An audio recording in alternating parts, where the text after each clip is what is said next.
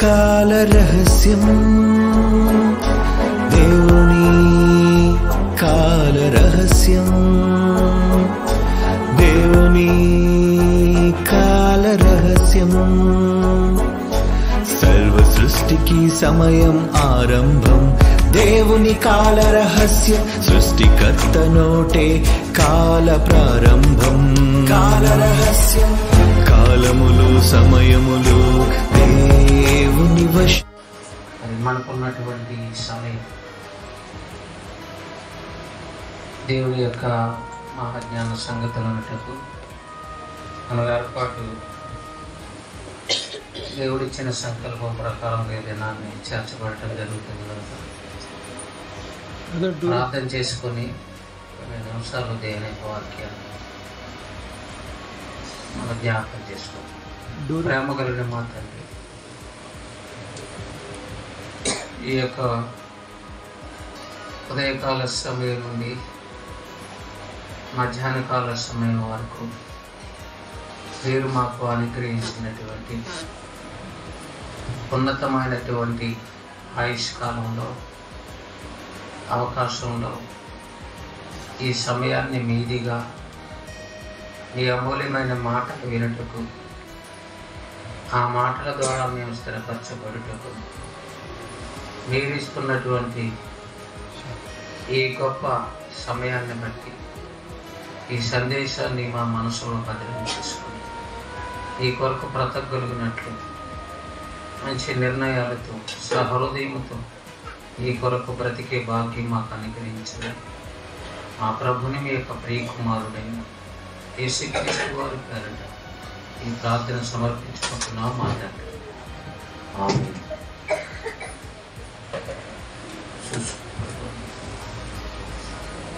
ప్రియమైనటువంటి దేవుని వారులారా, గత వారంలో మనం దేవుని గురించి చెప్పినటువంటి ఒకనాటి పరోగు దేవుడిగా ఇశ్రాయేలీయులకు నాయకుడిగా ఉన్న మోషే దేవుని గురించి ప్రారంభం ఏ విధంగా వ్రాయిచున్నాడు,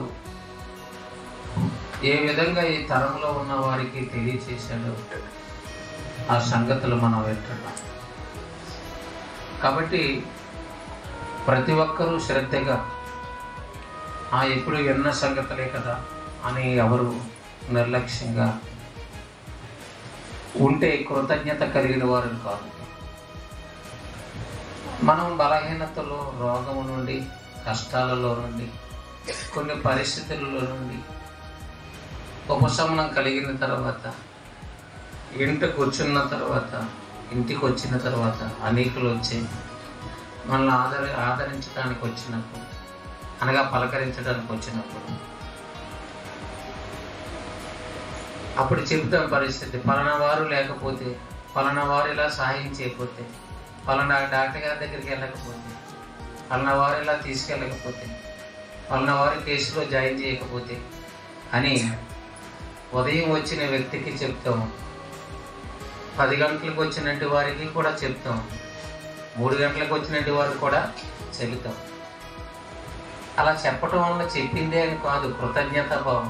అమ్మో వారు అలా సాయం చేయకపోతే, అప్పుడు డబ్బు ధన సహాయం చేయకపోతే, ఆపరేషన్ జరిగే ఆ ఎమర్జెన్సీ అంటే 10 సార్లు ఆ అవతల మేలు చేసిన వ్యక్తిని జ్ఞాపకం చేసుకోవటం కృతజ్ఞత భావం. ఇవ్వమని కృతజ్ఞత భావం కలిగి చెప్తారు. అక్కడ డాక్టర్ గారు కూడా మా వైద్యం చేశారు, లేకపోతే పోలీస్ స్టేషన్లో ఎవరో ఆదరణ చూపించారు. ఏ సంఘటనలు అయితే అసలు భూ సంబంధమైన సంగతులు చెప్పడంలోనే మనుషులు ఇప్పుడు మర్చిపోకుండా కాకు కనీసం ఆ ప్రారంభ సమయంలో అయినా సరే చెప్పాలి. చేసిన మేలును విస్మరించకూడదు. అలాగే భూమి మీద ఉన్న ప్రతి మనిషి దేవుని పట్ల కృతజ్ఞత కలిగి ఉండాలి. ఆ కృతజ్ఞత కావాలంటే మరి ఎలా వస్తుంది? అందరూ కృతజ్ఞత స్థుతులు అంటున్నారని నువ్వు చెల్లిస్తే అవుతుందా? అందరూ ప్రార్థన చేసినట్టు చేస్తే అది అర్థమైన ప్రార్థన అవుతుందా? అర్థం చేసుకొని మాట్లాడితే, అర్థం చేసుకొని కొనియాడితే బాగుంటుంది. అందుకే గత వారంలో మనం జ్ఞాపకం చేసుకున్నాం యెహోవా దయాళుడు అని. 136 అధ్యాయంలో 136 అధ్యాయంలో మొదటి వచనాన్ని జ్ఞాపకం చేసుకున్నాం. యెహోవా దయాళుడు, ఆయనకు కృతజ్ఞత స్థుతులు చెల్లించుడి, ఆయనకు చెల్లించుడి అని ఆయన చెప్తున్నాడంటే, చెబుతున్న ఆయన కృతజ్ఞత కలిగి ఉన్నాడా లేదా? చెప్పండి, కృతజ్ఞత కలిగి ఉన్నాడా లేదా? ఉన్నాడండి, ఉన్నాడు. ఎందుకని? యెహోవా దయాళుడు, ఆయన ఎంత దయగలవాడు ఈ కీర్తన రాస్తున్నటువంటి ఆయనకు తెలుసు. నువ్వు ఎదుటి వ్యక్తి ఇలా సాయం చేశాడు అని నువ్వు చెబుతున్నావంటే ఆ సమయంలో ఎంత ప్రేమ చూపించారో ఆ ప్రేమకు ప్రతిఫలంగానే పలానా వారు ఆ సమయానికి అక్కడ ఉండబట్టికి, అక్కడికి రాబట్టికి, సహాయం చేయబట్టికి అని అంటున్నావంటే ఆ మేలు నువ్వు పొందావు, ఆ దయను నువ్వు చూసావు, ఆ సమయంలో సహాయం నువ్వు పొందావు. ఏ ఒక్కరు ఒక మనిషి గురించి చెప్పగలవు కానీ అందరి గురించి చెప్పలేవు కదా, సహాయం చేసినట్టు వారి గురించి. కానీ దేవుని గ్రంథంలో యెహోవా దయాళుడు అని చెప్పగలుగుతున్నాడు అంటే భక్తులు ఈయనే కాదండి, బైబిల్లో ఉన్నటువంటి అనేక మంది భక్తులు ఎవరికి కృతజ్ఞత స్తుతులు చెల్లిస్తున్నారట?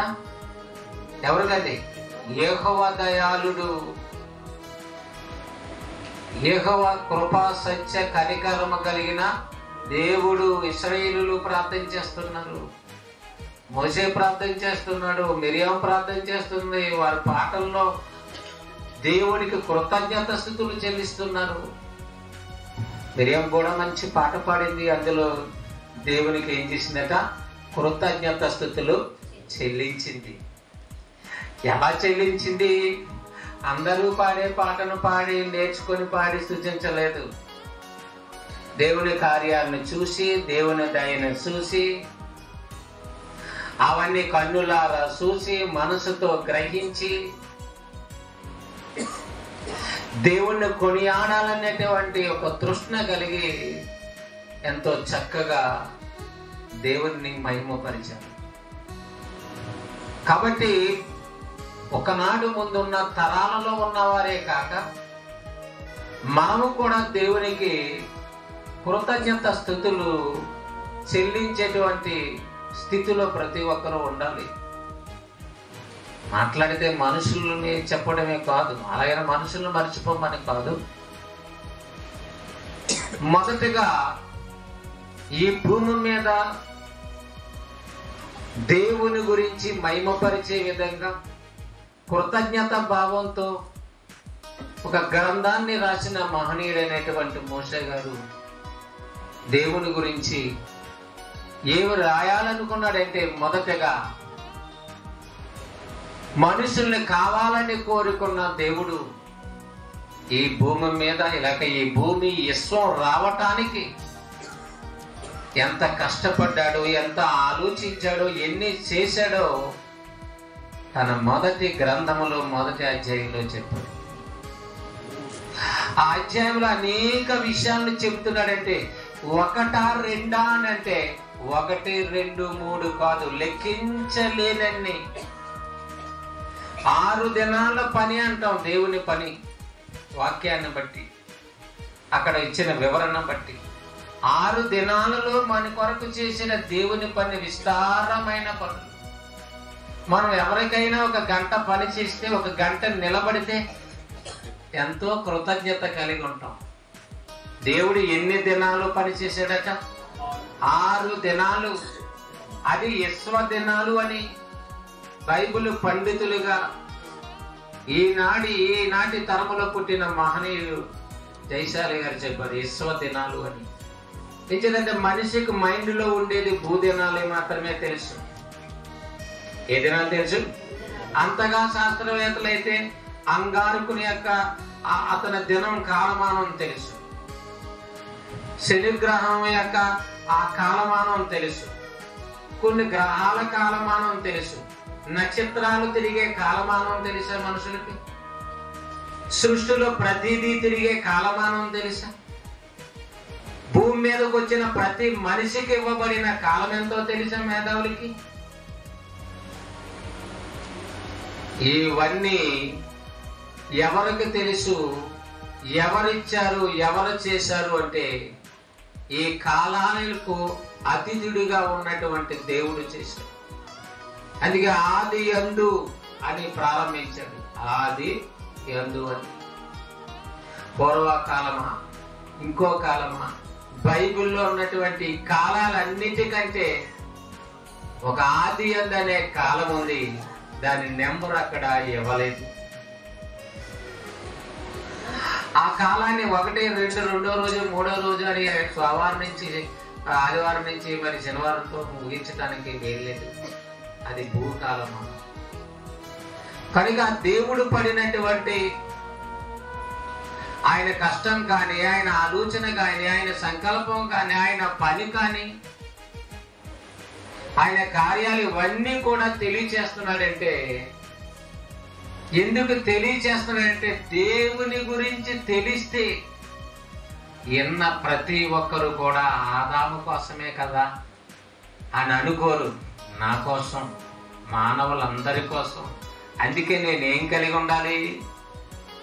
కృతజ్ఞత భావము కలిగి ఉండాలి, కృతజ్ఞత కలిగి ఉండాలి, విధేయుడిగా ఉండాలి.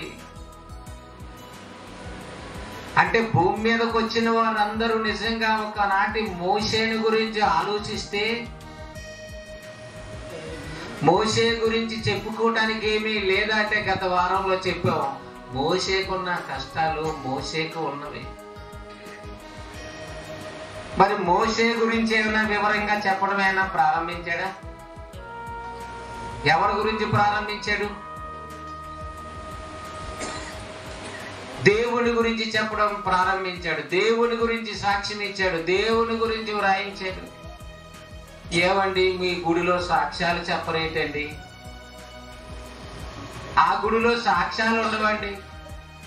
మరి మా గుడిలో మా గేదె ఎప్పుడు పోయిందంటే శనివారం నాడు పోయిన గేదె అని మొదలెట్టి ఇవన్నీ చెప్పి ఎక్కడి దిగిందో, ఎవరు చెప్పారో, ఏ కోతి దగ్గర ఉన్నదో అన్ని చెప్పేసారు. 1.5 2 గంటలు సాక్ష్యం అయిపోతాయి. దేవుడి సూత్రాన్ని ముగించి వెళ్ళిపోవడమే. మా కోడి పుంజి మా కోడి పెట్ట ఇలా గుడ్డు పెట్టగానే ఇలా తట్టదిగా పోయిన తర్వాత, ఆ తర్వాత అది జరిగిన ఇన్సిడెంట్స్ బట్టి ఆ కోడిని దేవునికి ఇచ్చేయాలని చెప్పటానికి నీకు 2 గంటలు పడుతుంది. ఎన్ని గంటలు పడుతుంది? ఆ సాక్ష్యంతో ఇక్కడ ఆరాధన కాలం అంతా ముగిసిపోతుంది. అంటే నీ కోడిని గురించి, నీ మేక గురించి, నీ గర్భం గురించి, నీ ఉద్యోగం గురించి, నీ ప్రమోషన్ గురించి అవి చెప్పకూడదంటే, చెబితే విన్నవారు దేని మీద దృష్టితో ఉంటారు ఆలోచించండి. దేవుని దైవాలు నేను చెవులకు చేయించుకున్నాను, ఆ దేవుడే మెడలో తాడిచ్చాడు అని అన్నావు అనుకోండి. మిగతా వాళ్ళు ఏమనుకుంటారు? తాడు లేని వాళ్ళు ఎందరూ. వాళ్ళ విశ్వాసం దేవుని మీద ఉంటుంది, వాళ్ళ నిరీక్షణ ఎక్కడ ఉంటుంది, వాళ్ళ మనసు ఎక్కడ ఉంటుంది? దేవా నాకెప్పుడు తాడేస్తావు ఈ ఉరుతాడు అని దానికోసే ఆలోచిస్తాం. ఒకప్పుడు బంగారమే లేదండి, ఒకప్పుడు బట్టకే లేదండి, ఈరోజు పట్టు చీరలు కడుతున్నాను. కర్మోజీ గారు చెప్తుంటారు, ఒకప్పుడు చీరలు కప్పుకొని పడుకుండేవాళ్ళు అండి మా అమ్మ చీరలు, ఈనాడు బెంచ్ కూరలు తిరుగుతున్నాం, పెద్ద పెద్ద మేడల్లో. పిలిస్తే ఏ సాక్ష్యం చెప్తున్నాడు ఆయన? పెద్ద కోటేశ్వరుడు, పెద్ద కారులు వచ్చిన ఆయన ఎక్కడ చెప్పినా ఇదే సాక్ష్యం.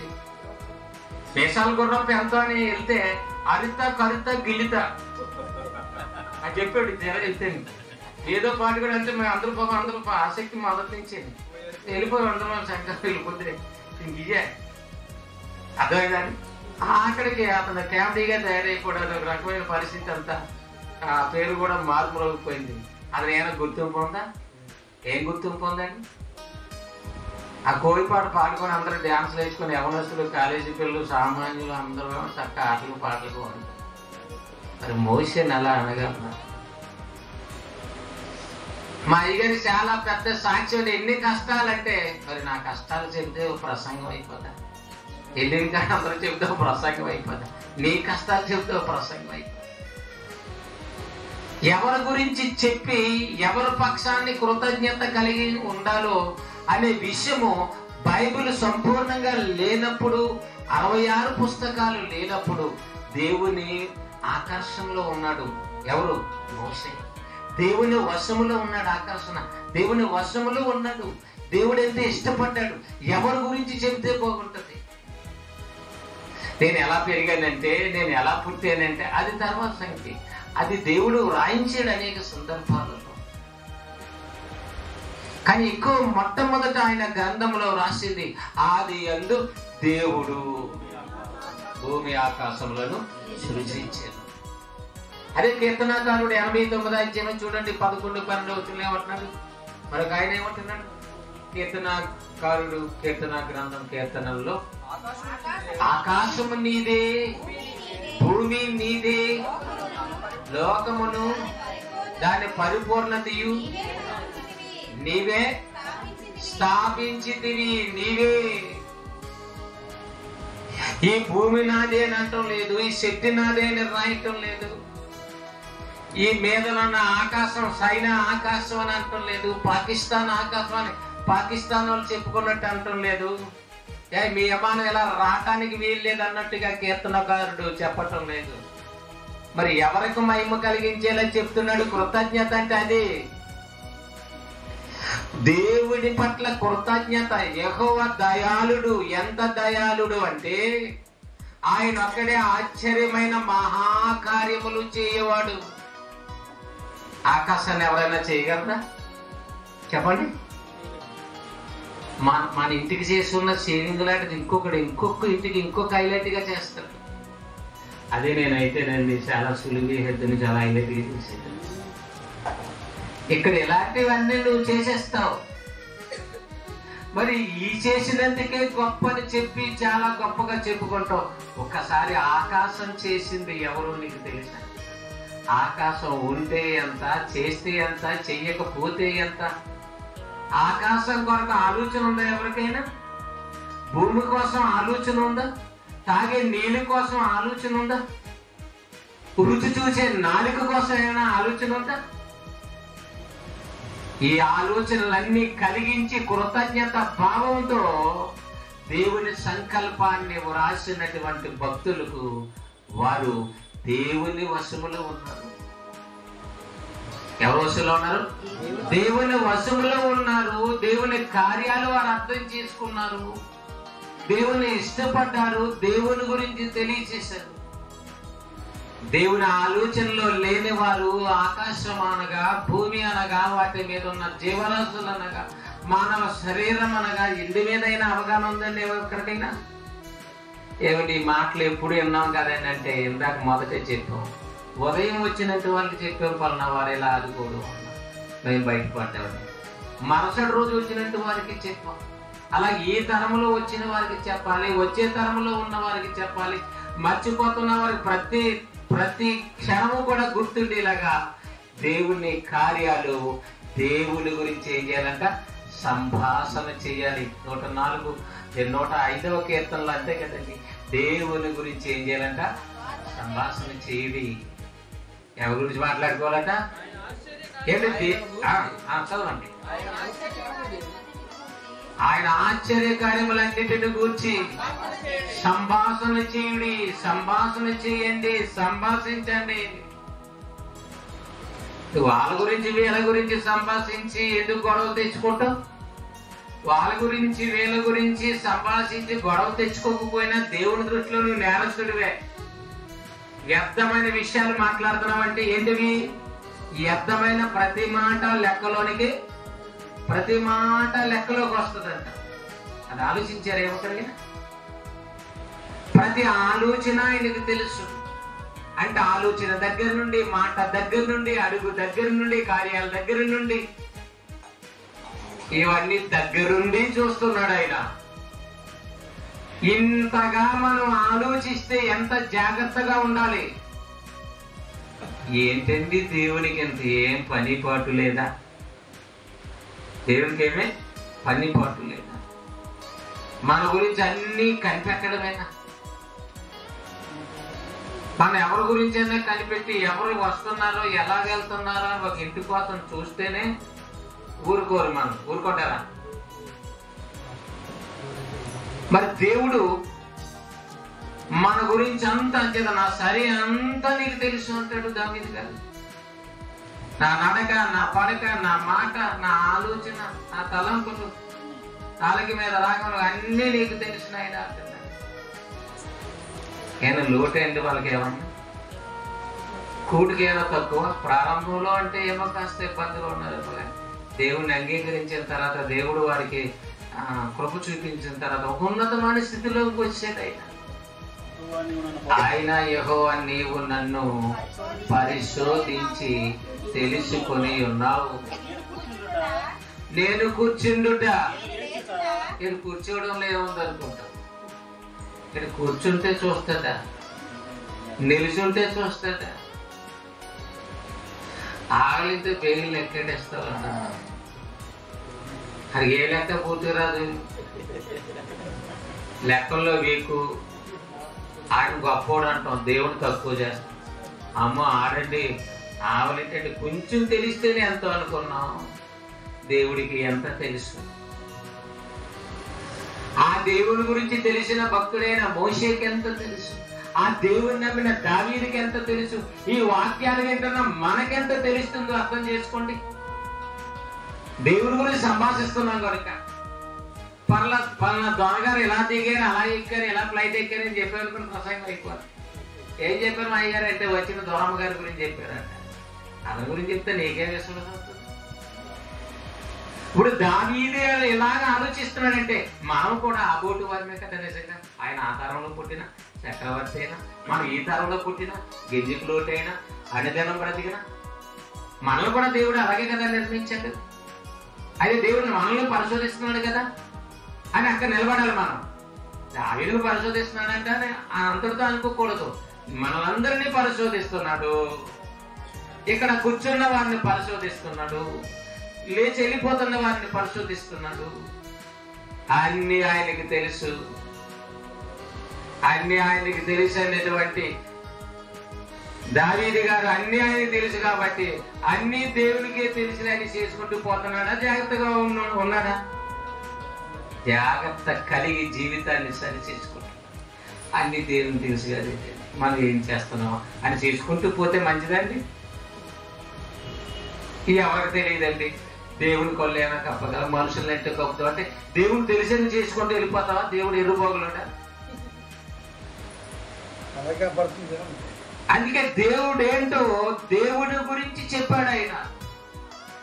సృష్టి గురించే కాదు, అక్కడ దేవుని కెపాసిటీ, దేవుని సామర్థ్యం, ఆయన మాట వల్ల విశ్వం కలిగింది అని. మాట వలన ఆకాశం వచ్చేసింది, భూమి వచ్చేసింది అని బైబిల్ చెప్తుంది. ఆర్టీసీ బస్సు రాదు అని అన్నాడు అని మనం విన్నాం గరికపాటి. మరి ఎంత జ్ఞానం చెప్తారు వాళ్ళు. నిజంగా అవునో కాదో అని తర్జన భర్జనలో ఉండిపోతాం కొన్ని ప్రసంగాలు వాళ్ళు మాట్లాడుతున్నారు. ఇంత విశ్వాసంతో ఉన్నటువంటి మనం, ఇంత విశ్వాసంతో బోధిస్తున్నటువంటి రాస్తున్న మోషే గారి గ్రంథంలో ఆయన ఎప్పుడు పుట్టాడు, ఈయనెప్పుడు పుట్టాడు, పిలిస్తే ఆర్టీసీ బస్ అయిపోతుంది, అలాంటి ఫోన్ చేస్తే ఆటో వస్తుంది. ఒకవేళ అది రాకపోయినా దేవుడంటే రావాలి, దేవుడంటే రావాలి, దేవుడంటే ఆగాలి, దేవుడంటే లేకుండా ముగింపు అవ్వాలి, సృష్టి జరగాలి, సృష్టి ఆయన మాట చేతే ముగించబడాలి, నాశనం కావాలి, నా మాట కెపాసిటీ అది అని బైబిల్ చెబుతుంటే ఎంతో తెలుసనుకున్న వారు గోతులో పడుతున్నారు. విశ్వాసం మీద ఆధారపడి మేధావులకు అందనటువంటి జ్ఞానాన్ని ఈనాడు క్రైస్తవుడు సొంతమై, న్యూటన్ గారు భూమికి ఆకర్షణ శక్తి ఉందని అన్నాడే తప్ప ఆకర్షణ శక్తి దేవుడని అంగీకరించే ఆలోచన ఏమైనా ఉందా ఐజాక్ న్యూటన్ గారికి? క్రైస్తవుడే కావచ్చు, బైబిలే చదవచ్చు, కానీ దాని వివరణ ఇచ్చేటువంటి తరం కూడా కావాలి. లేక ఆయన సంపూర్ణంగా నమ్మి ఆ గ్రంథాన్ని అధ్యయనం చేయడానికే జీవితకాలం అంతా పెట్టాలి. ఇందులో ఒక అడుగు అందులో ఒక మనసు పెడితే నీకేమర్థం అవుతుంది? బైబిల్ రెండు విధాల మనసు పెడితే బైబిల్ ఏమర్థం అవుతుందండి? లోకము కావాలి, దేవుడు కావాలని వస్తావు, దేవుడు అర్థమవుతాడు? దేవుడు అర్థం కావాలంటే లోకాన్ని పెంటతో సమానంగా ఎంచుకున్నాడు. పునరుద్ధానం కావాలి, ఆ బలం నేను పొందుకోవాలి. అన్ని తృణప్రాయంగా పక్కకి తోసివేసేది బాగా. ఒక మోసే గారే కాదని ఏ ప్రవక్త రాసిన దేవుని ఔన్నత్యాన్ని సాటి చెప్పారు. దేవుడు ఎంతో గొప్పవాడో చెప్పారు. చదువు లేని వారు, చదువు తక్కువైనట్టు అసలే చదువే లేని వారు. ఎందుకంటే దేవుని గురించి చెబితే దేవుని ముఖాన్ని చూసి చెప్పాలి. అమ్మో మనుషులు ఏమనుకుంటారు, ఇలా ఖండిస్తే ఎలా అంటే ఏమనుకుంటారు, ఇక్కడున్న అయ్యగారులు ఏమనుకుంటారు, ఇక్కడ ఉన్న వాళ్ళు ఏమనుకుంటారు అని అనుకుంటే దేవుని గురించి అర్థమైనట్టు వాడు. అందుకని కొన్ని ప్రసంగాలు చాలా ఘాటుగా ఉంటాయండి, కఠినంగా ఉంటాయని వాళ్ళ ప్రసంగాలు అంటారు. మరి వాస్తవాలు కఠినంగానే ఉంటాయి. సారీ అండి, ఏమనుకోకండి, నా మాటలు ఏమన్నా బాధ పెట్టుంటే నన్ను క్షమించండి అని ముగించామనుకోండి. అప్పుడు అందరూ ఏమనుకుంటారు, అప్పుడు ఎవరైనా ఉత్తరేస్తూ అనుకుంటారు. ఏం లేదంటే అంత బాధ ఏం కాదని. ఆఖరి అయినా చెప్పాడు కదా, నన్ను క్షమించండి బాధ పెట్టుంటే, మానవలసిన అవసరం లేదని. ఇక్కడ నువ్వు ఆ స్థితిలో నుంచి, ఆ పాపం నుండి, ఆ లోపం నుండి రావలసిన అవసరం అనుకొని ఏవైతే అయిపోయి అని యేసుక్రీస్తు మాట్లాడే, నా తండ్రి పనుల మీద ఉండవలనని మీరు ఎరగరా అమ్మా, మీరు ఎరగరా. ఆయన తండ్రి గురించి చెప్పటంలో ఎంత నిబద్ధత, ఎంత నిష్ఠ, ఎంత బాధ్యత, ఒక విశ్వాన్ని కలిగి చేసింది దేవుడు అని చెప్తున్నారు. ఇక్కడ యేసుక్రీస్తు ప్రభు వారి కాలానికి వచ్చేసరికి నేను వచ్చింది దేవుని పని మీద, విశ్వం చేసింది దేవుడు, విశ్వం చేసింది మానవాళి కొరకు అని అనేక విషయాలు చెప్పి మూడో అధ్యాయం వచ్చేసరికి మానవ పతనాన్ని చెప్తున్నాడు. ఇంత ఏరుకోరి మనిషి కోసం ఇంత దేవుడు కష్టపడితే మానవ జీవితం ఏమైపోయింది? దేవుని ఆజ్ఞలో నిలిచి ఉండక పతనం అయిపోయాడు. అరే నా మాట వినకపోతే తండ్రి అంటాడు, నువ్వు ఎందుకు పని చేయి, అలా అనకండి అంట. అనకండి అంటే మాత్రం లోపల వచ్చింది అన్నా ఒకటే, అనకపోయినా లోపల ఉంది అన్నంత మాత్రం శాపం వాడికి రాదని అనుకోకండి. అంటే బయటకు వచ్చి బాధ పెట్టలేదు తప్ప లోపల ఉంది. అందుకే కన్న తండ్రిని ఉసురు పెట్టకూడదు. ఎవరినాడు దేవుడు? ఆకాశమా ఆలకించు, భూమి చెవియకు, నేను పిల్లలను పెంచి, పిల్లలు నేను మనుషులను, ఇశ్రాయేలు గురించి చెప్తున్నాడని వారే అనుకోకండి. నేను మనుషుల్ని కని పెంచి ఏం చేశాను? గొప్పవారిగా చేశాను. వారు నా మీద బాధ ఉందా లేదా చెప్పండి? తిరగబడ్డారని చెప్పుకునే స్టేజ్ ఎప్పుడు వస్తుంది? ఎన్నో సమయాల్లో ఎన్నో అలా లోపల అణుచుకొని దాచేసుకుందాం అనుకుంటా, కానీ దాయపడ ఆ బాధ ఒకప్పుడు కన్నీరు మున్నీరై బయటికి వస్తుంది. ఓ పక్కన మాట, ఓ పక్కన కన్నులు చెమ్మగలిగి. ఏంటండి అంత మనం చాలా బాధలో ఉన్నారు వాళ్ళ పిల్లల కోసం. ఎప్పుడే హ్యాపీగానే మాట్లాడి, ఇప్పుడు దాకా అందరి గురించి జోకులు వేసారు. మీ పిల్లలంటే అనేసరికి కళ్ళంటే నీళ్ళు ఏం చేస్తున్నాయి? సమర్స్తున్నాయి. బాధ ఏం చెప్పమంటారు? మనకి ఏ బాధ లేదు. మనకి లైటింగ్ ఊరి చివరి దాకా పెట్టేది అంత మనకు అదేంటి చెప్పండి. మనకేం పోయి పెట్టేది 5 గుట్టముక్కలు ఎన్నంటే కట్టేది. మనకి ఏ బాధ లేదు, ఆనందంలో 4 లక్షలు అయినా పర్లేదు, 5 లక్షలు పర్వాలేదు చేసి. ఆఖరికి బాధ ఏంటో ఒకప్పుడు నీకు అర్థం అవుతుంది. ఆఖరికి బిందులో ఉన్న డబ్బులు కూడా టెంట్ హౌస్కి దానికి దీనికి ఇచ్చేసి ఆఖరిని లక్ష మార్చేస్తాను. ఇలా పెళ్ళి అవ్వగానే ఇలా మార్చేస్తాను అంటారు. నిజంగా ఇది జరగని పడినాడు. ఇలా మార్చేసాను గదిలో ఏముంటుంది, మార్చేస్తాడు ఏముంటుంది, ఇంకా ఏమవుతుంది. పెళ్లి కొడుకు చేతిలో పెట్టడానికి 7 రూపాయలు. నీకే బాధ లేదనుకుంటున్నా, బాధ పడాలి. అప్పుడు భూ సంబంధమైన కొంచెం బాధపడిన తర్వాత అప్పుడు నీకు కాస్త అవగాహన కలిగింది. ఒక డబ్బు విషయంలో నష్టపోయావు అనుకుంటున్నావు తప్ప దేవుణ్ణి కాదని ఎంత బాధలోకి వెళ్ళిపోతావు ఆ బాధ తెలిసిందా? ఉదాహరణకి డబ్బు బాధ, నీ అవసరతల బాధ, నీ సుఖాలకి అనుభవించేవు తెలియక ఒకనాడు ఇబ్బందులు పడిపోతున్నావు. మరి అసలైన బాధ ఉన్నదని చెప్పేవారు ఎవరు? కన్న తండ్రిని బాధ పెడితే నిత్యము నా మీద తిరుగుబాటు చేస్తున్నారు పాపిష్టి జనమ, దోషభరితమైన ప్రజలు. ఎలాంటి పేరు చూసారని, ఎలాంటి పేర్లు వచ్చేసే వాళ్ళకి మీకేంటి శ్రమ వస్తుంది, మీకేమో చాలా సంతోషంగా ఉన్నారు చెప్పడం. అందుకే ఆకాశంతో చెప్తున్నాడు. ఆకాశం ఎవరితో అంటున్నాడు కీర్తనకారుడు? ఆకాశం నీదే, భూమి నీదే. ఎవరిదే? దేవుడిది. టెంట్ హౌస్ మాత్రం నీది. టెంట్ హౌస్ ఆ గొడ్డ ముక్కలు అలా అలా కట్టి అన్ని అయ్యి నీ అవన్నీ తాత్కాలికమైనవి. అది నీవు అనుకుంటున్నావు అయితే, కానీ ఆకాశమే ఆయనది. ఆకాశమే చేశాడంటే నా తండ్రి ఎంత గొప్ప. ఈ విశ్వంలో ఉన్న ఆనందం చాలదా? ఈ ఆకాశం సరిపోదా? ఈ భూమి సరిపోదా? ఈ శరీరం సరిపోదా? ఆయన ఇచ్చిన అవసరతలు సరిపోదా? దేవుని కాదని ఎక్కడికో పోయి ఆనందిస్తావా? దేవుని కాదని ఎవరికో థ్యాంక్స్ అని 10 సార్లు చెప్తావా ఫోన్ చేసి? మీరు రాకపోతేనండి మరి మీకు చాలా నిజంగా మేము చాలా కోరుకుంటాం, చాలా థ్యాంక్స్ అండి, థ్యాంక్స్ అండి. భక్తుల గురించి మనం చూస్తున్నప్పుడు దేవుని గురించి, దేవునికి కృతజ్ఞత స్తుతులు చెల్లిస్తారు. అందుకే వారి అవివేక, అదే ఇశ్రాయేలు ప్రజల గురించి ఏమన్నాడు రోమపత్రికలో? వారి అవివేక హృదయము అంధకారం చీకటి అయిపోయింది. హృదయం అవివేకులు అయిపోయారు. అసలు వివేకం కలిగి ఉండాలి.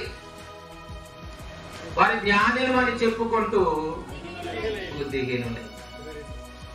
22 అంటే చదువునైనా 1. వారి అవివేక హృదయం అంధకారమయంగా మారిపోతుంది. తమ జ్ఞానులమని చెప్పుకొనుచు ఆకలిస్తే పేగలు లెక్కడతాడని అనుకోకండి. వాడు బుద్ధిహీనుడు, అవివేకి. చెబితే ఎవరి గురించి చెప్పాలి? దేవుని గురించి చెప్పాలి. అందుకే ఆది యందు అని చెప్పాడు. ఆది యందు అని భూమి ఆకాశములు చేశాడని చెబుతుంటే అప్పటికి దేవునిలో ఎవరున్నారు?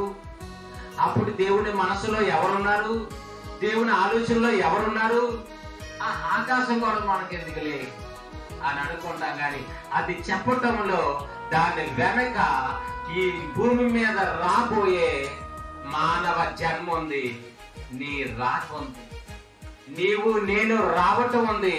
అందుకనే 6 అడుగులు మనిషికి ఊహించలేనంత ఎత్తులో ఉన్న ఆకాశం చేశాడంటే దేవుడు అనుకున్నాడు.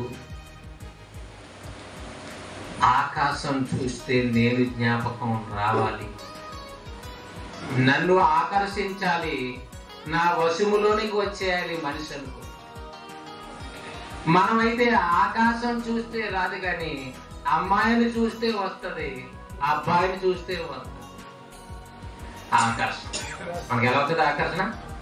అమ్మాయిని చూస్తే పెద్ద ఆకర్షణ. వాళ్ళని దేవుడు పెట్టాడని అక్కడే ఆగిపోతామని పెట్టలేదు. ప్రసంగంలో చెప్తారు కదా, సృష్టిలో ఆకర్షణ దేవుడు పెట్టాడు, స్త్రీ పురుషుల మధ్య ఆకర్షణ ఆయన పెట్టాడు, వ్యక్తుల మధ్య ఆకర్షణ ఆయన పెట్టాడని ఈ ఆకర్షణ దగ్గర ఆగిపోతావా? వీటన్నిటికీ కారణమైన ఆకర్షణలోనికి వెళ్ళిపోతావా నువ్వు? భార్య ఇచ్చాడని భార్య ఆకర్షణలో ఉంటావా? పిల్లలు ఇచ్చాడని పిల్లల ఆకర్షణలో ఉంటావా? ప్రకృతి ఇచ్చాడంటే ప్రకృతిని చూసినా దేవుని గురించి ఆలోచించాలి. జగదుత్పత్తి మొదలుకొని అన్నారని చెప్పి ఆలోచించి అక్కడ దండం పెట్టుకుంటామని కాదు తూర్పు తిరిగి. సూర్యుని చూస్తే ఎవరికి తూర్పు దిక్కును కాదు తిరగటం, దేవుని తట్టు తిరగాలి. నీ మనసు ఆయన వైపు తిరగాలి, ఆయన వశములోనికి వెళ్ళిపోవాలి. ఏం చేసేవయ్యా దేవుడు అని ఆయన వశంలోకి వెళ్ళిపోవాలి. అంతేగాని వాళ్ళని వీళ్ళని చూసి ఏం మాయ చేసిందో, ఆ అమ్మాయి మాయ చేసింది, ఈ అబ్బాయి మాయ చేసి, ఈ మాయ చేసిన వాళ్ళు అందరు మాయలో పడిపోతున్నారండి. పడిపోతున్నారు లేదా? అక్కడి నుంచి ఏదో రాసేసిందని. లేదు లేదండి అయ్యారు, మీకు తెలియదు ఏం చేస్తున్నారు, మీరు అలాంటి నమ్మరు కదండి. ఏదో రాసేయడం కాదని. నిజంగా నువ్వు ఎవరిని ఆకర్షించుకోవాలో తెలియక ఒక అమ్మాయిని ఆకర్షించుకుని, ఒక భార్య గాని సొంత భార్యలుగా మరొక భార్య ఆకర్షణలోకి వెళ్తే ఆవిడ రాసేయడం కాదు, నువ్వే ఆకర్షణలోనికి, ఆవిడ ఆకర్షణలోనికి వెళ్ళిపోయావు. ఆవిడ మరణానికి తీసుకెళ్ళిపోతుందో, నష్టానికి తీసుకెళ్ళిపోతుందో, అవన్నీ వైరంగానే పరిస్థితులు. రాసేసిందని నువ్వు అనుకుంటున్నావు. అక్కడ ఇక్కడ ఆధారాలు, ఈ దారాలు కట్టించడానికి నువ్వు తిప్పుతున్నావు సంఘంలో సంఘ పెద్దగా ఉంది. న్యాయంగా ఉందండి అసలు? అంటే ఎవరిని ఎక్కువగా ప్రేమించావు, ఎవరిని ఇష్టపడ్డావు, దేని మీద, లోకం మీద ఇష్టపడ్డావు, శరీరం మీద ఇష్టపడ్డావు, పరాయి స్త్రీ మీద, పరాయి పురుషుని మీద, పరాయి సొమ్ము మీద, నీది కానీ లోకం మీద ఇష్టపడ్డావు. ఎవరో ఏదో చేశారు, ఏదో మాయ చేస్తారని నాకు ప్రార్థన చేయండి. కోర్టు ప్రధానం వాక్యం చెప్పడానికి వెళ్ళాను. అయ్యారండి మరి ఇలాగంటి పరిస్థితి, మా అబ్బాయి మా ఇంటికి రావాలి, ఏదో రాసేసాడు, కొడుకు అందొచ్చాడు కదా అంటే, వాడు వయసు వచ్చేసరికి ఏ మాయలో, ఏ ఆకర్షణలోకి వెళ్ళిపోయాడు, వాడు లోకపు ఆకర్షణలోనికి వెళ్ళిపోయాడు. ఎవరి కొడుకైనా, ఎవరి కూతురైనా, ఎవరికైనా దేవుడి గురించి తెలియకపోతే అంతేనండి. మరి దేవుని ఉద్దేశం ఏంటి? అందరూ నా దగ్గరికే రావాలి, నన్నే ప్రేమించాలి, నన్నే ఇష్టపడాలి అని నువ్వు అందనంత, ఊహలకందనంత లోకాన్ని ఎక్కడా చేశాడు. ఇంకా లోపల మనసుకు అందనంత కార్యాలు లోకాన్ని విడిచిపెట్టిన తర్వాత కూడా చేసి వచ్చాడు. అందుకే ఆయన ఎవరట? ఆశ్చర్యకరుడు, ఆలోచనకర్త, నిత్యుడగు తండ్రి. యేసుక్రీస్తు గురించే కాదు అని అనుకోకండి, అది దేవునికి ఉన్న టైటిల్. మా నాన్నయ్య అని ఆయన కూడా యేసుక్రీస్తు వారి గురించి ఆ ప్రవచనలు చెప్పారు. ఆయన నిత్యుడగు తండ్రి. ఆయన ఈ కార్యాలన్నీ చేతుల్లో, నా వస్తువులో, నా మనసులో ఉండాలి. అందరూ నా పిల్లలు ఉండాలి, నన్ను ఆకర్షించుకోవాలి. హోషేయ గ్రంథం ముగించేస్తాను. 2వ అధ్యాయము, హోషేయ గ్రంథము 2వ అధ్యాయము 14వ వచనం.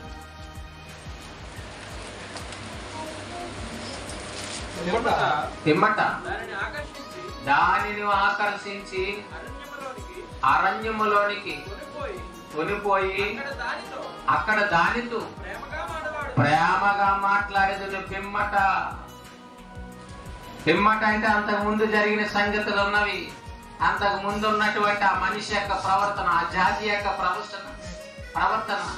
దానిని అంటే ఒక జాతిగా, ఒక స్త్రీగా పోలుస్తున్నాడు ఇశ్రాయేలుని. ఇశ్రాయేలు గురించి హోషేయ ప్రవక్తకు దర్శన రీతిగా దేవుడు తెలియజేసిన సంగతులు. దానిని ఆకర్షించి అరణ్యములోనికి కొనిపోయి అక్కడ దానితో ప్రేమగా మాట్లాడేది. ఇన్నిటిని ఇవ్వటమే కాకుండా ఎన్నో కార్యాలు చేయటమే కాక దేవుడు ఇంకా ఏం చేస్తున్నాడట? ప్రేమగా మాట్లాడు. ఎంత తప్పు చేసినా సరే మన పిల్లల్ని ఎంతకంటే మంచి వరుణ్ణి చేస్తాం, ఎందుకమ్మా నీ జీవితాన్ని పాడు చేస్తాం అని ఒంటరిగా తీసుకెళ్ళి, వాళ్ళకి ఒంటరిగా కూర్చుని పెట్టి మంచి కౌన్సిలింగ్ ఇచ్చినా సరే, ఉప్పు నేను కృష్ణైనా పోసుకుంటాను అనేటటువంటి వాడు మాట్లాడతాడు, కానీ ఉప్పు అనేవాడు ఏంటాడా? అందుకని ఊ అంటావా, ఉప్పు అంటావా అంటే ఊ అనేవాడు ఇంకేందో అనే ఉంటది. చిన్నప్పుడు కాబట్టి అమ్మాయి చెవులు కొనుక్కొని రెప్పనెత్తుకొని అంటాం. 8th క్లాస్ వచ్చింది అనుకో ఇంకెంతో, 9th క్లాస్ వచ్చింది అనుకో ఏందో, 10th క్లాస్ వచ్చిందంటే ఇంక తెలియదు. ఇటు చెప్పదు అటు మాట్లాడదు. ప్రిన్సిపాల్ గారు అంటున్నారు, ఆడాలి కదండి మగ పిల్లలు కూడా, అటు మాట్లాడట్లేదు ఇటు మాట్లాడట్లేదు, బాబు బెల్లం కొట్టిన రాయిలా ఉంటున్నారు. ఇదివరకు ఎంతో భయభక్తులుగా ఉంటారు టీచర్ అంటే చిన్న వయసులో. మరి ఎదిగిపోతే టీచర్ అయినా, అయ్యగారైనా, తండ్రి అయినా, దేవుడైనా.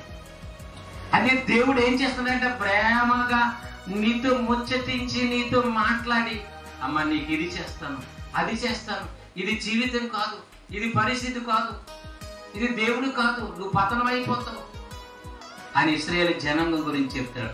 ఇశ్రాయేలు జనాంగం పరిస్థితి అంతా చెప్పలేం, కానీ మరి అన్ని సందర్భాలు చెప్తున్నాం.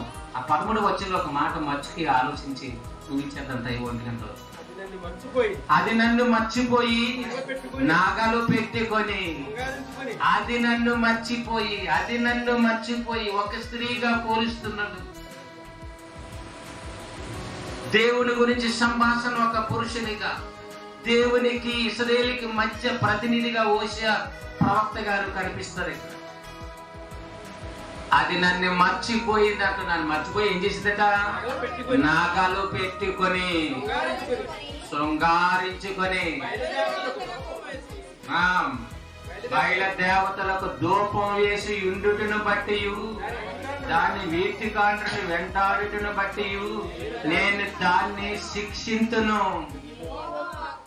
నేను ఎలా చేస్తాను, దానిలో నా లోపాలు ఎలాంటివి అని చెబుతూ ఎందుకు చెప్తున్నాడు? నగలు లేక వెండి బంగారం ఈ గనులన్నీ ఇచ్చిన దేవుడే, శరీరాన్ని ఇచ్చిన దేవుడే మరలా ఎలా మాట్లాడతాడంటే, నువ్వు ఉపయోగించుకోవడం చేత కాకపోతే, నీ నడక బాగోపోతే, నీ ప్రవర్తన బాగోపోతే, నా బంగారం అన్న అమ్మాయి ఏమండి, నా బంగారు బాబు అన్న తండ్రే ఏమంటారు? ఏంటా రెకరెకలు అంటారు. ఏంటా యాసం ఏంటి? ఏంటా మొత్తావేంటి? ఏమే ఎలా చెప్తుంటే నువ్వు అలాగే వెళ్ళిపోతున్నావేంటి? ఈ మధ్య మాటలో తేడా వస్తుంది, అడుగుల్లో తేడా వచ్చింది, మాటకి సమాధానం లేదు. ఏంటి ప్రాబ్లం? ఏంటి అసలు ఏంటి అని గట్టిగా అడిగినా చెప్పరు. అప్పుడు కూడా మరి ఏం చేస్తామంటే మరలా సముదాయించుకొని, అది కాదు బంగారం ఏమంటారని మళ్ళా ఒక్క క్షణంలో కోప్పడినావు, అలా తీరు చేయకూడదురా, ఇలా చేయాలని ఎవరో చెప్తారు కదండి. మళ్ళీ ఒంటరిగా కూర్చొని పెట్టి వాళ్ళ ఆంటీ వచ్చి వాళ్ళ అమ్మమ్మ వచ్చి అందరూ చెప్పి ఎలాగైతే బాగుంటుంది ఎలా అయితే బాగుంటుందని చాలా శ్రద్ధగా చెప్పారు. అలాగే దేవుడు ముందే ఉన్నాడు. ఎందుకు ప్రాబ్లం? ఎంత నగలు పెట్టుకుని శృంగారించుకొని, అంటే వయసు వచ్చింది, అవయవాలు తీరు మారింది, తాను ఆలోచించుకుంటుంది. ఇంకా దేవుని మీద లేక తల్లిదండ్రుల మీద దృష్టి లేదు, కుటుంబాల మీద మర్యాద లేదు, సమాజం మీద విలువలు ఉంచాలనే ఆలోచన. నేను సగం మొత్తం అయినా లేదా, నన్ను ఆకర్షించుకుంటున్నాను లేదా, నేను 5,000 చూపించాను లేదా, ఇది బెత్తుడు జాకెట్కి 5,000, 7,000, 8,000 ఎందుకని? నన్ను అందరూ ఆకర్షించుకోవాలి.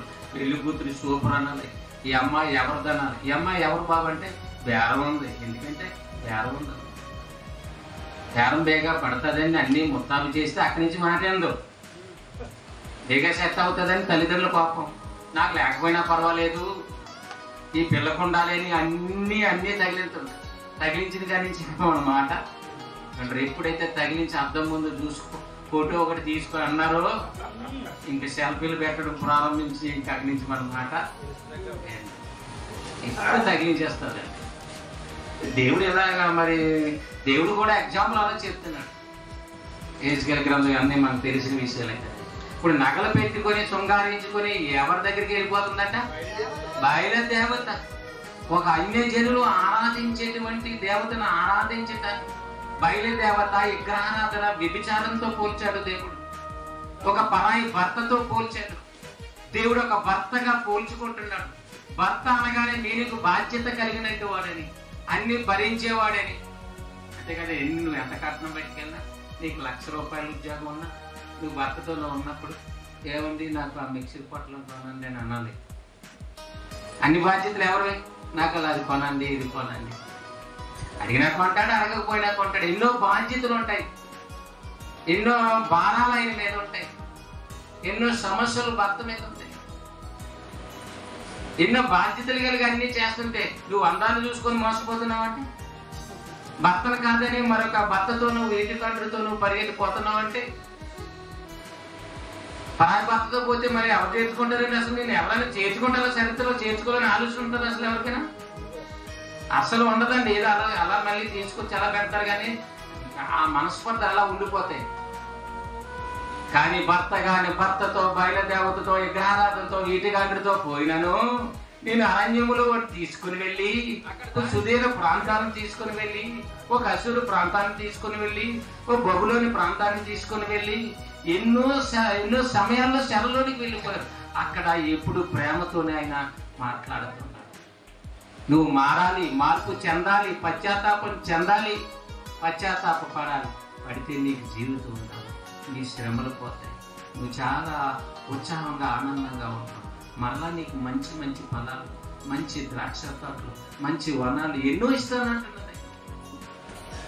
అంటే ఇవన్నీ లేఖనకి ఎక్కడో శరలోనికి వెళ్ళిపోతే ఆస్తులు అంతస్తులు కూలిపోయారు, బానిసలుగా ఉన్నారు. ఆగూరు లోయలో నువ్వు పడిన శ్రమ అంటే శ్రమగల లోయ, కాల్చే లోయ, యుద్ధాల లోయ, ఎన్నో లోయలు పదనమరంలో కనపడతాయి. అక్కడికి వెళ్ళి ప్రేమతో మాట్లాడి అంటాడు 15వ వచనంలో, అక్కడ నుండి దాన్ని తోడుకొని వచ్చి ద్రాక్ష చెట్ల నిత్యను ఆకూరు లోయను నిరీక్షణ ద్వారంగా చేసేదను. బాల్యమున ఐగుప్తు దేశములో నుండి అది వచ్చినప్పుడు నా మాట వినున్నట్లు అది ఇచ్చట నుండి నా మాట వినును. నువ్వు బయలు అని నన్ను పిలవక నా పురుషుడు అని, నువ్వు బయలు అని పరాయి పురుషుడు బయలు అంటే ఇష్టం, సొంత భర్త అంటే మాత్రం కష్టం. పరాయి పురుషుడితో ప్రేమగా మాట్లాడతారు ఫోన్లో కానీ ఎక్కడైనా కనపడితే. భర్త అంటే ఏరా పోరా ఎదవా తాగుబోతాడండి వాడు, అదే కదండి. చాలా బైబిల్ బట్టి వస్తాయి అర్థంగా, దాన్ని బట్టి లోకంలో తీరుని బట్టి మనం మాట్లాడాలి. మరి ఎంత స్థితిలో ఉందో చూడండి ఇశ్రాయేలు అనేటువంటి స్త్రీ, ఆ జాతి, ఆ జనాంగం. అది మనం అప్లై చేసుకుంటే స్త్రీగా మనం అర్థం చేసుకోండి, ఒక సంఘంగా అర్థం చేసుకోండి, ఒక వ్యక్తిగా అర్థం చేసుకోండి. అప్పుడే ప్రవక్త ద్వారా అలా మాట్లాడించాడు. అంత ఆకర్షణ చూపించి ఆకర్షించి, ఇటు తప్పులు చేసిన ఆకర్షించే వాళ్ళు ఎవరుంటారు చెప్పండి? ఏదో అలాగ బొట్లో పెట్టి అలా చేస్తాం ఎలా చేస్తాం అలా బలవంతా నొప్పించారు తప్ప ఆకర్షించేటంత ప్రేమను ఎవరైనా చూపిస్తారా దేవునిలాగా? అంతే క్షమాగుణం ఎవరి దగ్గరైనా ఉంటుందా? క్షమించే దేవుడే. మిమ్మల్ని తోడుకొని వస్తాను, మరలా మీకు మొదటి ఉన్న స్థితి ఇస్తాను. ఐగుప్తులో నుంచి పిలిచినప్పుడు ప్రారంభంలో మీరు అలాగే చేస్తాం తండ్రి, అలాగే చేస్తామని మోసే చెప్పినట్టు విన్నారు, అలా వినట్లు కూడా చేస్తాం. ఒక నూతనమైన జీవితాన్ని ఇస్తాం. అన్ని ఎన్నో రాయితీలు చెప్పేస్తున్నాడండి దేవుడు. అయినా సరే ఇక మీదట నువ్వు బయలు అని, అతనే పురుషుడని, నేను అతనితోనే వెళ్ళిపోతానని నువ్వు అన్నావు. మరి ఏమంటావు? అని నన్ను పిలవక నా పురుషుడు అని పిలుతువు, ఇదే యెహోవా. ఇక్కడ వచ్చే ప్రవక్తకు ఒక వ్యభిచార స్త్రీని పెళ్లి చేసుకోవడం, ఎగ్జాంపుల్గా పాఠం చెప్పడం, ఇవన్నీ రియల్గా, ఇవన్నీ చాలా చరిత్రం సింపుల్గా చెప్పారు. కానీ అది సమయాన్ని బట్టి మనం ముగిస్తాం. దేవుని ఔన్నత్యము ప్రతి మాటలో, ప్రతి ప్రవక్త యొక్క సందేశంలో ఉంటుంది. ఆ ఆదికాండంలో సృష్టి కథ అనుకుంటాం, అందులో ఆ ప్రారంభ ప్రసంగం నుండి ముగింపు ఒకటి కలపకూడదు, ఒకటి తీసివేయకూడదు అనేటంత వరకు దేవుని ఆకర్షణ, దేవుని వశం చేసుకోవాలని ఆలోచనలు ఆయన కనపడతాయి. వాక్యాన్ని అర్థం చేసుకోండి. చెప్పండి రెఫరెన్స్ తీసిన అధ్యాయం బైబిల్లేదే కదా అని అనుకుని నిర్లక్ష్యం చేయకండి. బైబిలే నీ బ్రతుకును మార్చండి.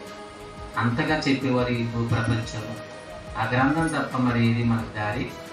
ప్రార్థన చేసుకుంటాం. ప్రేమ కలిగిన మా తండ్రి, దేవాన్ని కొందనాలు చెల్లిస్తాం. ఈ యొక్క ఉదయకాల సమయం నుండి మధ్యాహ్న కాల సమయం వరకు నీ అమూలమైన మాటల ద్వారా ఆదరించావు. నీ పిల్లలైనటువంటి వారికి మేమందరం ఏమి నేర్చుకోవాలి, ఏమి తెలుసుకోవాలి అనే విషయాలు నువ్వు గ్రంథస్థం చేయించవచ్చు. ఆది కాండం నుండి ఏ గ్రంథాన్ని తెరిచిన అది మీకును మాకును ఉన్నటువంటి బంధాన్ని, లేక మాలో ఉన్న తిరుగుబాటు, అవిధేయతను, మీకున్న ప్రేమ, మీకున్న తెలియసాను, ఇలా ఎన్నో ఎన్నో తెలియజేస్తాం. ఇవన్నీ మా జీవితకాలం అంతా అధ్యయనం చేయాలి. కృతజ్ఞత కలిగి ఉండాలి. కృతజ్ఞత భావం పెరిగింది అనటానికి నిదర్శనం మీ దయ, మీ కనికరం, మీ కార్యాలు, మీ క్షమ, మీ దీర్ఘశాంతం అన్నీ మేము తెలుసుకోవాలి, చెప్పాలి. సంబంధమైనటువంటి చిన్న చిన్న అవసరతలు తీరిన సాక్ష్యాన్ని కాక దేవుని గురించి మంచి సాక్ష్యాన్ని యోహాను గారు ఇస్తున్నారు అని అది విన్నాం. చేత నీ చిత్తాన్ని బట్టి ప్రతి ఒక్కరము కృతజ్ఞత భావం కలిగి నీ కొరకు బ్రతకగలిగినట్లు నీ ఇష్టాన్ని నెరవేర్చడానికి ఒక వ్యభిచారమందు మరి ఉన్నటువంటి స్త్రీని చేసుకోని ప్రవక్త చెబితే, ఒక సాక్షాత్తంగా చేయమని చెబితే ఎవరూ చేయలేని పని ఒక ప్రవక్త అలాగే మీరు చెప్పినట్టు చేసేది. అందుకు మీ ఆదరణ, మీ ప్రేమ, మీ క్షమాపణ ఉందని అనటానికి చెదిరిపోయినటువంటి ఒక ఇశ్రాయేలు జాతిని సేలదీసే విధానం హోషేయ ప్రవక్త జీవితాన్ని ఒక పాఠంగా కనిపించి ఒక బొమ్మగా పెట్టి ఎన్నో నిరూపించే సంగతులు బోధించారు. అలాగే కనిపించే ఆకాశం, మాకు కనిపించే నేత్రాలు కనిపించే నేల, మేము అనుభవిస్తున్నవి ఎన్నో, మేము అనుభవిస్తున్న శరీరం, ఇవన్నీ చూస్తే మేమంతా నీ ఆకర్షణలో నోటానికి ఇవన్నీ తెలియక భూమికి పడే పండుకి పడే యాపిల్కి ఆకర్షణ ఉందనుకున్నాడే తప్ప దేవునికి మనుషులకి ఎంత ఆకర్షణ ఉందో మొదట అర్థం చేసుకుంటే వీటన్నిటి మధ్య ఆకర్షణ శక్తి ఉండటానికి తండ్రి సృష్టికర్తని అర్థం చేసుకోగలరు. కానీ ఈనాటికి మేమైనా అర్థం చేసుకుని ఇలాంటి అమూల్యమైన మాటల ద్వారా స్థిరపరచుకుని నీ కొరకు బ్రతకగలటానికి ప్రతి ఒక్కరికి నీ కృపను తోడికి వచ్చాను. సంఘంలో బలహీనలైనటువంటి వారు, వృద్ధులైనటువంటి వారిని జ్ఞాపకం చేసుకుంటాను. అనారోగ్యంతో ఉన్నవారిని, సమస్యలతో ఉన్నవారిని, గర్భిణీ స్త్రీలుగా ఉన్నవారిని, అలాగే అనేక సమస్యలతో ఉన్నవారిని ప్రతి ఒక్కరిని జ్ఞాపకం చేసుకో. ప్రతి ఒక్కరి సమస్య, ప్రతి ఒక్కరిని నిలబెట్టి బలపరిచేది మీరే కనుక ప్రతి ఒక్కరికి ఆరోగ్యాన్ని, ఆయుష్ను, అవసరతను తీర్చి నీ మహిమాత్రమే బ్రతికే భాగ్యం అందరికీ అనుగ్రహించిన ఆ ప్రభుని మీ యొక్క ప్రియకుమారుడైన యేసుక్రీస్తు వారి పేరట ఈ ప్రార్థన సమర్పించుకుంటున్నాం మా తండ్రి. ఆమేన్. అందరికీ హృదయపూర్వకంగా ఇంతవరకు తల్లిని మాటలు